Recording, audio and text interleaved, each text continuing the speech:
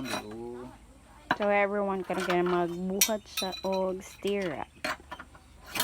Para sa pundasyon ba na pa na? Para So tanawan niyo poste. na sa ka sayon. Ang kabalo ko, bayod.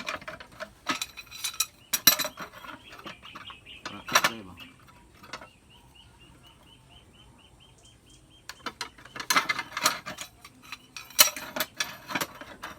Sayon naman na.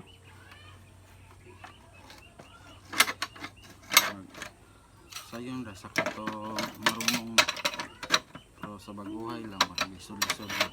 First na ako na karon pa lang yun.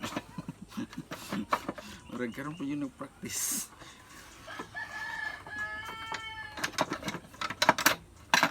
Ano ba na?